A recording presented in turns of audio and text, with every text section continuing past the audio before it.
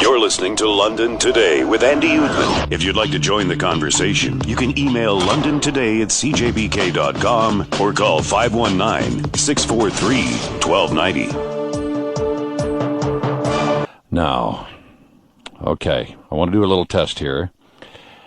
Don't even think about it, but just tell me what your thoughts are, what your emotions are, what your blood pressure is like when I mention one word. Okay? Because it will get a reaction. A reaction is different for different people, but it always gets a reaction. You want to walk into any conversation at Tim Hortons, anywhere else, on a bus, in the car, just mention this word and people's blood pressure goes up. The word is religion. See, already you're thinking, blah, blah, blah, blah, blah, blah. See? I knew it would work. I knew it would work. Whether you are an atheist, love that line about the atheist at the funeral, all dressed up, nowhere to go. Whether you belong to the Christianity faith, Judaism, Islam, here's the question I want to explore this morning. Not which one is better, which one are you, all of that. What do they have in common, and what's the effect of them on society? I know I could open up the phone lines right now and do the whole hour. Religion is the worst thing that ever happened in the face of... That's why all the wars start, and on it goes. And if we only had a fraction of the money that was given to the Catholic Church, and I'll tell you, after the stories of the last few days about some of the archbishops and how much they spent on their homes, one archbishop in Germany, $40 million on his home, obscene. I'd like to be there when God sits down with him when he goes through the pearly gates. So, Mr. Archbishop, I will ask you how much you spent on that home. Don't answer because I already know. Oh, yeah, there are a lot of people in the who have made a career of religion will have a lot to answer for. Anyway, what I want to look at this morning is what effect religion has on culture. And joining me this morning is Ian Burchell, who has a new book out called The Ethics of Faith, Right, Wrong, and the God of Abraham. Ian, I appreciate you joining us this morning. Good morning. My pleasure. Well, very interesting to see you making comparisons between these various religions. Now, I think what's interesting is just reading your bio. You have a Bachelor of Arts in Politics and History, a Bachelor in Education, Master's degree in History and Secondary Education. Now, here's the interesting part. You taught history and English in junior high and high school at the Catholic Archdiocese of New York, but you also taught history and economics in Saudi Arabia. That's right. For 2 years, and traveled to Egypt, Israel, Palestine, Jordan, and Turkey. And after 2 years in the Middle East, spent the next 14 years in Asia, working in Japan, Taiwan, China, Thailand, and on it goes. You, as Hank Snow used to saying, I've been everywhere, man. Well, almost everywhere, yes. Okay. Let's talk about the various religions, what your thoughts are about whether they made the society around them better or worse places to be. Where do you want to start? Well, I guess the answer is yes and no. There are some aspects of religion or religious people who do very kind things and they're involved in charitable work, and religion certainly plays a role in comforting people and answering questions for them and making them feel better about certain fears that they may have. And then on the other side, there is the dark side. And I think the dark side, historically, if we look, and here we're looking at the Abrahamic religions, Judaism, Christianity, and Islam, historically, for the most part, the dark side really prevails. Wow. The dark side really prevails. Because I mentioned off the top, I could open up the phone lines, and I know I'll get calls suggesting that religion is the source of every war, every conflict there's ever been, certainly the worst ones, and we should just do away with all religions. Well, people do say that, and I think they say that without a great deal of knowledge of history. Religion is certainly not the source of every war. It has been the source of many, many wars, and certainly some of our most destructive and horrific wars. But what's interesting or very important to understand about the monotheistic faiths is that almost uniquely, wars are fought by, even today, by believers in this God of Abraham on behalf of that God. If we compare it to ancient pagan religions or various polytheistic religions, the Roman pantheon, the Greeks, the Egyptians, or others, certainly ancient peoples who believed in many, many gods invoked the assistance of their god or goddess when they were going to war, certainly sacrificed and made thanks if they prevailed in war. But rarely do you find them actually warring on behalf of their god or at the command of their god. And that is a big difference between most of the millions of gods that we could probably find throughout history and Yahweh, the God of the Old Testament, which is the same God for Judaism, Christianity, and Islam. Do religions have more in common or more, are they different in more ways than they are similar? Well, these three religions have the same root, and that is, the ancient Hebrew patriarch Abraham and his God, and this is the reason why I tackled the Old Testament as the root of these three faiths, which are adhered to arguably by about 50% of the world population today, to varying degrees, some very fervently and some rather passively. So they do have their origins in common, and then they diverge. And one of the important reasons why they've diverged so much, from my understanding, is what's central to this particular monotheism, and that is the idea of a single chosen tribe or chosen people. And this was the family of Abraham. And then it expanded into the 12 tribes, which were from the sons of Jacob. And then 10 of those tribes lost favor with their God, and they were conquered by the Assyrians and disappeared into oblivion. And then we go centuries hence, and we have Christianity, and it diverges again, and the Jews were no longer the chosen as far as the Christians are concerned. And then we go forward again several centuries, and we have Islam. And then within each of these, within Islam, within Christianity, even within Judaism, but to a lesser extent, you have divergences, but all based on that same principle that there can only be one chosen. So if you belong to a particular evangelical Christian sect, you not only consider the Muslims to be damned, and the Jews and Buddhists and so forth, but the Roman Catholics and the Presbyterians and the others who don't belong to your particular sect. Ian, let me just look at all of this from the perspective of the person whose eyes are glazing over going, pox in all their houses. I have no use for religion, an atheist or agnostic, especially atheist.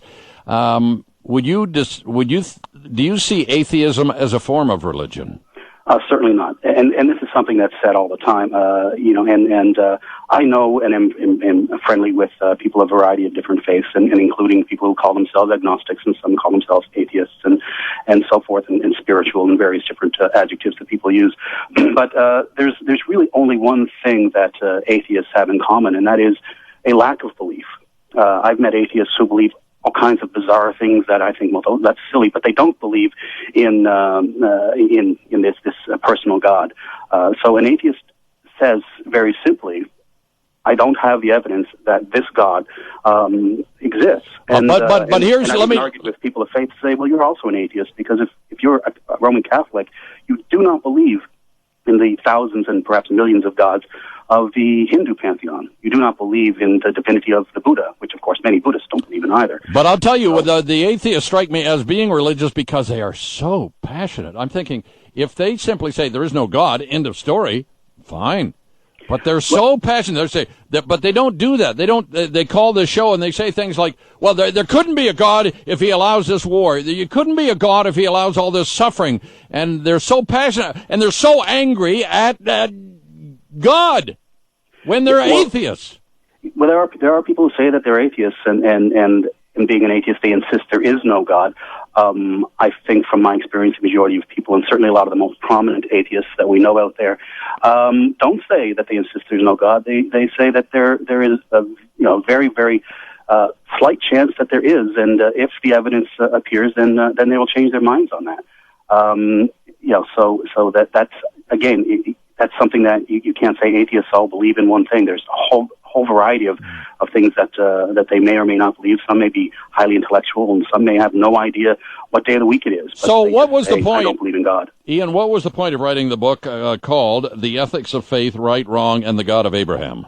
Well, that's an important question because this book is not an atheist book. There's no argument in the book that God doesn't exist or that it's an unlikely prospect that he exists. What I've done with this book is I've taken the foundational texts of the monotheistic religions and I've looked at the words of Yahweh, the common God of the monotheistic religions, the words, the deeds, the direct actions he's taken, the commands he's given, as well as the various heroes and priests and prophets that he's rewarded, and examined those for ethical implications. That is, did this particular thing that God or Yahweh did that provide people with a source of comfort or a source of fear? Was that particular command a command to do good or a command simply to be obedient? Could you... Let me throw a question at each of these religions, because they're so badly misunderstood. Can you just give me the Reader's Digest version of what the message is of, let's start with Judaism? Well, I haven't separated all three religions yet, and I do plan on doing that in the future. What I've done now is looked at the commonality, and the commonality of the origins of these three religions really is obedience and fear of Lord. Of the Lord, of Yahweh, of God. So that's where they really come from. In terms of love and all this kind of stuff, that's where we can argue with atheists or even others, say, how can there be a God when there's so much evil in the world? Well, if you look at this particular God, in which half of humanity more or less claims to believe in, he's not a good God. He says sometimes that he's good, and mostly he says that he's an angry God. He's a jealous God. He demands obedience, and you're not to question what he says in terms of it being right or wrong. So there has been in recent decades really a bit of a softening of the harsh nature of the God of the Old Testament, but that's really not true throughout history, and it's really because so many people, because of the scientific enlightenment, have come to be very skeptical about the existence or the goodness of obeying this God, that the organized churches have started to soften the message. But if you look at the original texts, that message is not soft at all. Ian, without getting into the whole history, because that could we could go on forever, but right now, as you see it, and you have traveled extensively, Japan, Taiwan, China, Thailand, Egypt, Israel, Palestine, Jordan, Turkey, Saudi Arabia, and on it goes. Right now, do you see religion as a greater source of good or evil? I would say, as I said, throughout history, it's largely a greater source of suffering and pain than it is a source of good. This is becoming less and less so as time goes by. It's certainly less so than it was even just a century ago. But there is, when we look at the face of religion, unless it's sort of softened down to a rather nebulous, I sort of believe in spirituality type thing, then it really is a source of pain and suffering. Well, it's amazing how religion is changing. Let's look at right here in Canada. Have we become a nation that is quickly becoming devoid of religion? Well, Canada, when they do the surveys every year, and the national surveys, and they look at different demographics across the country, most Canadians still claim to belong to one church or another. And then when they separate the statistics out, they see that most of those tend to go to church at, most, of course, claim to be Christian of some sort.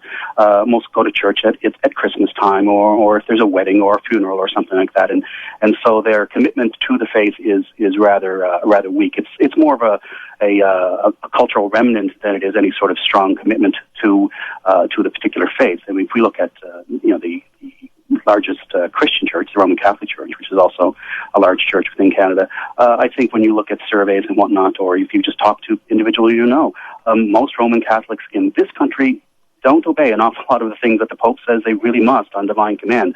Whether we talk about things like living together before marriage, same-sex marriage, women's reproductive rights, contraception, and such things as that. Of the three religions in Canada, Christianity, Judaism, and Islam, who are being most faithful to the faith, if we can put it that way? Which of those three religions are showing sign of life? Which are showing signs of withering away? Well, that's a difficult question for me to say with very much knowledge or intelligence, but I suspect it is probably Islam, because that seems to be true across the world, that it is the religion that has a larger percentage of fervent adherents, and that's part of the reason why Islam is seen as a religion of violence by an awful lot of people. The vast majority of Muslims across the world, of course, are regular, decent, moral people, just like the vast majority of Christians or Buddhists or atheists or whoever. But if they adhere to the strict word of the God that goes way back to the Old Testament, that's where you end up with people flying planes into buildings and performing mutilations on young girls. The religion of Islam, let me ask you, because it is so much in the news, is it a religion of peace? Because that's what we hear from our Islamic leaders here in London, our Muslim leaders, all the time. Or when we look at various situations around the world, which are ugly, is it a religion that causes strife, turmoil, hatred, and war? Well, the answer is both. We can look at something like the Aga Khan Foundation, which is an Islamic-based foundation, and it's very much a foundation of peace and love and charity and good works. And then we look at a lot of the radical imams doing their preaching throughout Iran, through Afghanistan, Pakistan, and other places, and we can see that it's also a religion of violence. But that is the position of Islam in the world today. It's really not much different than the position of Christianity, particularly Catholicism, just a couple of centuries ago. Are you a religious? Would you consider yourself a religious person? No, not at all. I was raised Roman Catholic, but I am an atheist. But importantly, what's an atheist doing? My book is not atheism. What's an atheist doing, making money, talking about God? Well, I haven't made very much money, so there you go. But there's nothing wrong with somebody writing a book to talk about something in which they don't believe. This is in fact not a book about religion, whether or not it's true. It's a book that invites people to look at the actual words and deeds of the God of the Old Testament. Let me ask you. Religions. I'm fascinated that you're an atheist. I didn't see that one coming. Let me just ask you about the life of atheism. What comforting words do you say at a funeral? I'm sorry for your trouble. She will be missed. I couldn't go to a funeral today and say she's in a better place. She's with God. If someone were to say that to me in a situation like that, I would just simply say thank you, because what they're trying to do in that is comfort me, even if I don't believe that a person who's died is in heaven or alternatively in hell. Very interesting. This is one of the reasons why people adhere to faith, is because of certain fears of the unknown, and not wanting to believe that the person that is so close to you and whom you love, you will never see again because he or she has died. I've always wondered. I've never been to an atheist funeral, so I always wonder what words of comfort they offer. I mean, not to be crude, but basically they're saying, hey, their body's been put in the soil and will be eaten by worms. Let's be frank. Well, I've never been to an atheist funeral either, but I doubt that people would actually come out and say that, because that would be cruel. And that suggestion gets to the heart of part of my thesis, and that is this belief that you need to have a belief in God to be anything ethical or moral. Fascinating that you, an atheist, would be writing about religious matters. But having traveled around the world, I see that you have a very interesting perspective on all of this. So writing a book about God, what do you hope this book accomplishes? Well, I wrote this book for the same reason I suppose that many people write books, is that I had something to say, and this is the manner in which I chose to say it. But in my travels, I've traveled through many countries and lived in many places of different cultures and different faiths and so forth. So I've met a lot of different interesting people, and religion is an interesting topic because it's central to so many cultures. I would never suggest we eradicate the Judeo-Christian tradition from Western culture, because we would eradicate so much of our culture. So it's a way of understanding people. So I've had so many discussions about these matters with many different interesting people. But one of the themes that comes up so often is that theme that belief in God is necessary to morality, that God is, and this is particular to the monotheistic faith, God is the source of right and wrong. So what I decided to do was just to take a look at the foundational texts of these faiths and analyze it for that reason only. Okay, Jim has a question. Go ahead, Jim. Quick question to your guest. Where does morality come from then, if there is no God and there is no standard of right and wrong? How do we as human beings then determine what's moral. Why can't I go into your house and steal your computer? Well, you can't come into my house and steal my computer because it's illegal. And it's not illegal. No, but why is it illegal? It's illegal because we have made it illegal. Now, it says in the Decalogue, in the Ten Commandments, thou shalt not steal. But I highly doubt that the people living outside of that small portion of the world, or the people living in that small portion of the world at that time, were going about stealing, willy-nilly because their God had not told them not to. And morality comes from us. It comes from our human experience. And I disagree with that entirely.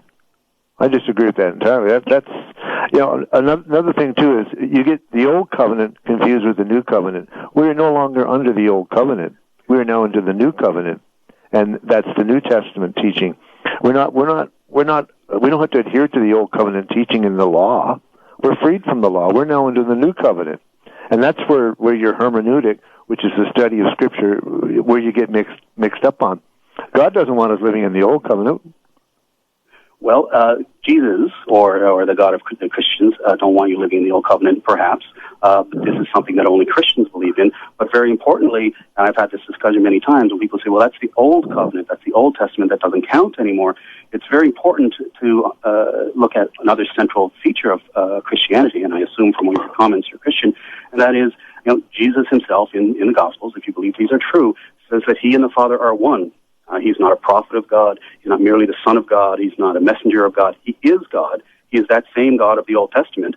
So all of those actions, whether they are ethical or unethical, right or wrong, good or bad, in the Old Testament that were taken by Yahweh, that was the exact same entity, the same being as Jesus. Absolutely, but when he was crucified on the cross and was resurrected, he implemented the new covenant, and the old's been done away with. But that's a story for another day. I appreciate your response. Thank you. Okay, thank you. Jim, thank you for the call, Jim. We have to take a short break. Phone line started to light up. So, Ian, do you have a bit of time yet? Yes, I do. Oh, yes. Terrific. We'll take a short break. Back with atheist and author Ian Burchell in just a moment, right here on London Today on News Talk 1290 CJBK. What is... In conversation with a self-proclaimed atheist and author, Ian Burchell. I did not expect this would happen. Every single phone line is lit up. I thought the conversation would basically go, God is dead, it's over. End of story. Let's go to a commercial. Instead, exactly the opposite has happened. We have every single line lit up and others trying to get on. Garish, your question or comment for Mr. Burchell? Yes, I have a comment. I strictly, as a thinking person, and not to deride anybody's beliefs and so on, but I put it to you and to your listeners that the three branches which claim to have derived from Abraham are nothing but criminal organizations who are vying with each other to dominate the world and to rule the world with their beliefs to the exclusion of everything that is decent and good in this world. That's my comment. Whoa. I don't even know where to start. Garish, you probably have a sense that I'm a Christian, and I'll tell you, it is the biggest part of my life.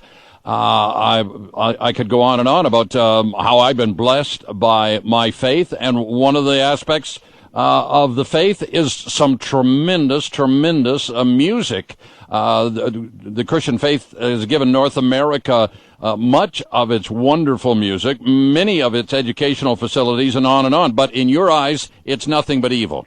Just look at the past history, and not even the past history, but the current doings of these three religions, and you will know these people are criminal.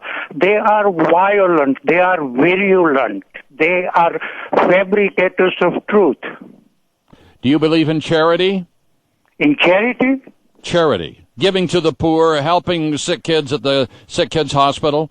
Is there somebody who doesn't believe in that? Well, why do you believe in that? Where do you get your sense of morality, I'm asking? I get it from my gods. Your gods? My gods in the plural, yes. Okay, such as? Such as Sri Krishna, Sri Ram, Sri Vasudev.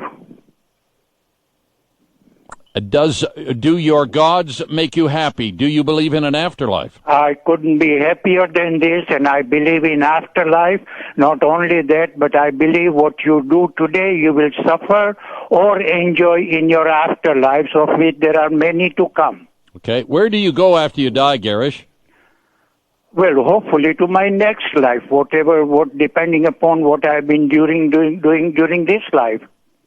I don't need palaces like the Vatican and this guy in Germany who built himself a $43 million palace to believe in God and to be happy. I'm happy living in a small hut, and I'm just as happy living in a palace, depending upon what my gods decided to bestow on me. Garish, I appreciate the call. Thank you. Let me just, before we go to Jerry and Roger, just get a quick comment, Ian, from what you just heard. Well, this man is clearly a polytheist. I presume he's a follower of Hinduism from his comments. It's interesting that I think he probably has some fair comment to make that the monotheistic faiths have been a greater source of violence throughout history than the polytheistic faiths. I think part of this is probably because of the nature of polytheism, and this would be true not just in India but elsewhere in the world, that the polytheistic peoples believed in their various different gods, and they asked for their assistance in warfare against neighboring tribes and so forth. Ian, let me ask you this, because I want to keep the show moving. We have every line lit up. Let me ask you a quick question. Yes. Does it not fascinate you, and obviously it does, here you are an atheist, which I presume the basic belief is there is no God, and yet we mention God, and every single phone line is lit up. The world's history has been totally colored by religion, rightly, wrongly, whatever. Why are we all so passionate about something that you say doesn't exist? Well, I don't say it doesn't exist, and again, that's an important thing about the definition of atheism. I say I don't see any compelling reason to believe so.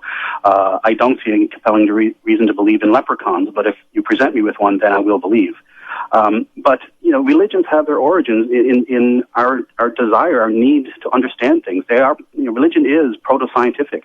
It's part of the human desire to understand the world in which we live, the universe in which we live, and we come up with whatever answers we can at the time, given our understanding of the world, given our scientific understanding, given our cultural understanding, the various peoples that we come in contact with. Ian, let me ask you this. There are several churches here in London where there are so many people attending on Sunday morning, they need police to direct traffic. North Park on Fanshawe at Highbury.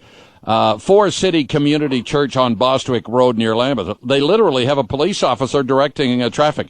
We're talking thousands and thousands of people just at those two churches. Right.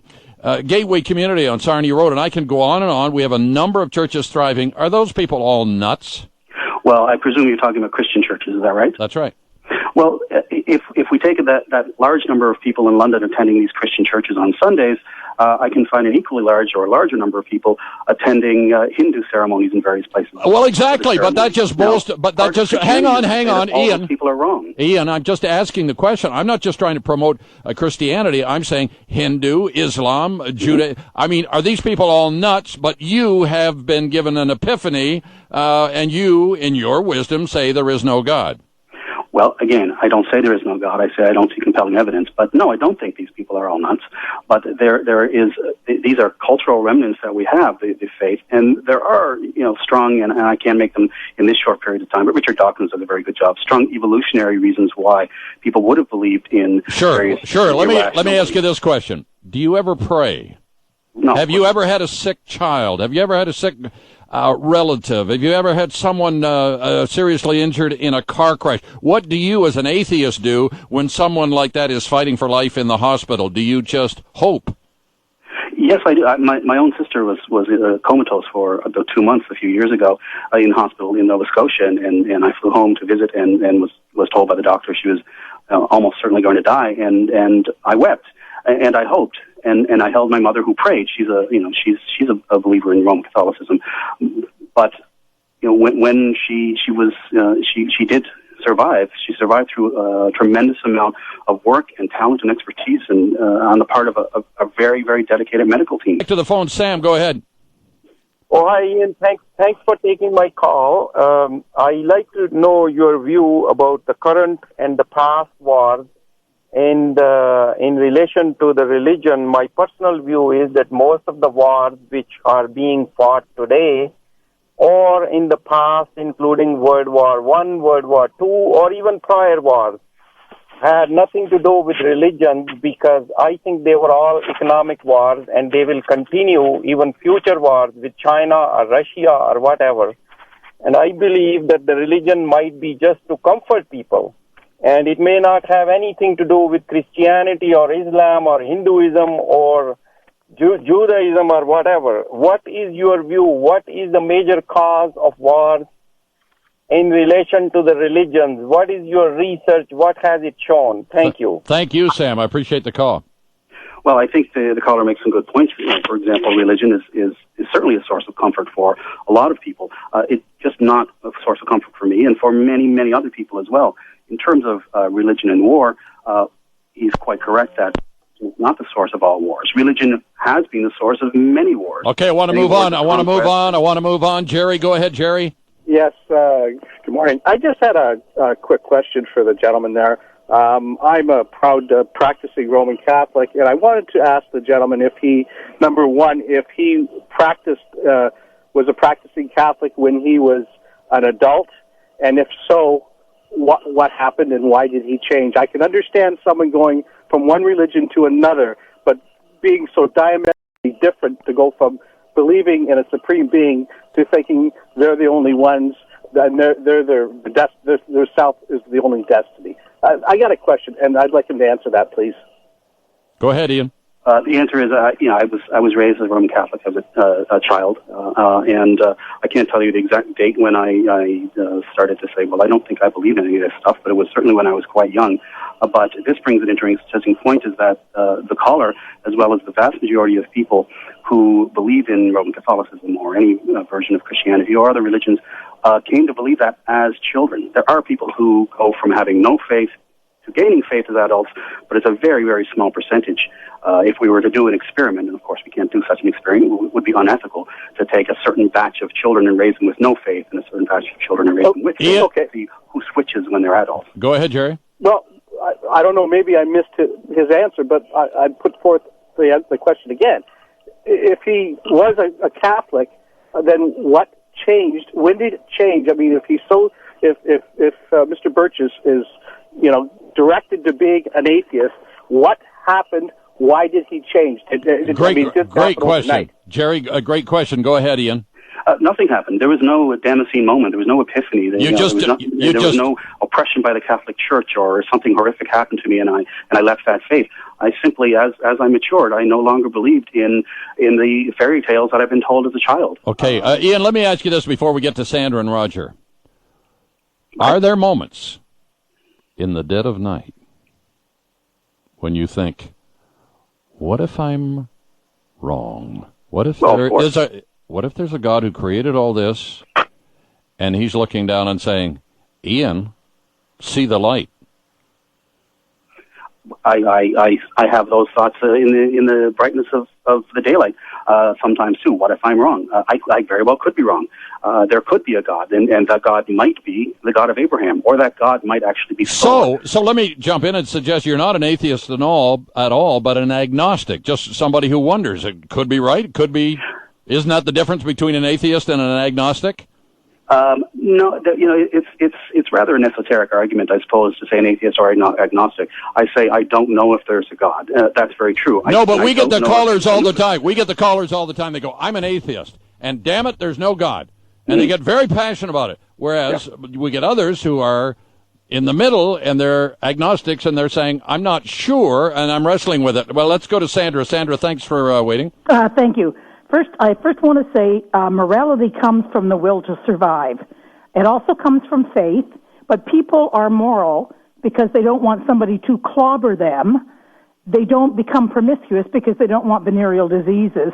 So in a town that was strange, you got lost, you came to an intersection, and there were 6 very menacing-looking gentlemen there, and your heart started to race. If all of those 6 gentlemen pulled out Bibles, would your heart stop racing? I'd probably turn around and walk the other way, but I don't understand the point. I don't understand the point. The point is, is that religion is not something to be feared. It's something that brings you comfort. Well, my point is in the central thesis of my book is that Yahweh, the God of the Old Testament, that is the same God of Christianity and Islam, is a God to be feared, and you need only to read the text to see that. Well, I'm a Christian, and I believe in the New Testament. Christian comes from the word Christ. I believe in Christ. I don't go backwards. I go forward. I believe in Reformation. Well, importantly, Jesus does say in the Gospel that he comes not to abolish the law, but to fulfill it. And again, as I said to an earlier caller, a central tenet of Christianity is that Jesus Christ is not different in any way from God, from Yahweh, the God of the Old Testament. He is one in being with the Father, as they say. Sandra, I've never thought the phone lines would smoke like they are. We are in conversation with Ian Burchell, who has written a book called The Ethics of Faith, Right, Wrong, and the God of Abraham. Roger, you're next. Thanks for waiting. Not a problem at all. You can talk about all religions having the concept of wanting to live in peace or achieve peace, but you really need to look at the books, their teaching. What is on the books of how to achieve that peace, or what is that peace? Because all religions say we're about peace. So you need to say to yourself, well, how do they differ in that regard? And you find that Christianity is the one that says to love your enemies, whereas Judaism and Islam say that you need to conquer your enemies. And you might be able to point in history where all the religions were acting improperly, but that's not supposed to be, like, they're not living according to the religion. Islam is the one that gives martyrs the reward of perpetual virgins for killing in the name of God. And they're the ones that will have on their books that if in Sharia law one converts out of Islam, they will be killed. This is the big difference on how peace is achieved among the religions. Roger, I wish we had more time. We don't. We have to wrap it up. Ian Burchell, let me just ask you, what is your morality? If you don't have a religion, do you have a morality, and what is it based on? Well, it's based on a lot of ancient philosophy, but it's also based on a very, very simple will to survive, as was said by the previous caller, who in fact was Christian, and that is we ought not do harm to people, and we ought not accept harm being done to people. But why not? And we don't need a God to tell us this. Okay, then what do we base it on? We base it on our human experience and a lot of painful experimentation and doing wrong things and discovering over periods of time that it was wrong to do these things. The Bible has a very interesting verse. It talks about a world like that where every man does what's right in his own eyes. Not everybody out there who's an atheist, who has no religion, has a sense of morality. They just do whatever they bloody well want to, and that's not, in my book, a sense of morality. Well, if we had a world where every single individual did what was right in their own eyes, then we don't have a society. What we have is a bunch of individual sociopaths. But even within our own society here in Canada, we do have some people who are sociopathic, who may or may not have a religious belief. Wow. Well, I'll tell you one thing, Ian. You certainly have lit up the phone lines, and we've had quite a discussion this hour. Ian Burchell is an atheist, former Catholic, and now, did you get a hard time from the people who you knew growing up in the Catholic Church about the fact that you've given up the faith? No, not at all. Are they still in the faith? Yes, the majority of my family are still practicing Christians, if not Roman Catholic, other branches of Christianity. What do you think of the new Pope? The new Pope is doing a pretty good job in public relations, but he's not changing any of the doctrines of the Church, of course, with the Catholic belief of the Pope being infallible, which I think many Catholics don't actually believe, but it's doctrine. He could change a lot of things just with the wave of an arm. I don't mean to be facetious, but would you be happiest and proudest of him if he stood up and said, hey, there's no God, but this sure is a good gig? No, I don't know. I think that would be a rather foolish thing for him to do. Wow. But he does seem to be a very upstanding man. I do think he's a decent man. I don't know the depths of his faith, and I don't know the origins of it or anything like that. But I think one of his most important jobs is public relations, because there's been a lot of revelations about the Catholic Church in the last several decades, which have led to a lot of people leaving its flock. How about the last several days? Yeah. Ian, I appreciate you joining us. Very fascinating discussion. Wow. I don't think we've done religion on this show for a long, long time, but it just shows it certainly touches a button with a lot of people. So much for the theory that God is dead, because if that were true, then all there'd be is politics and hockey, right?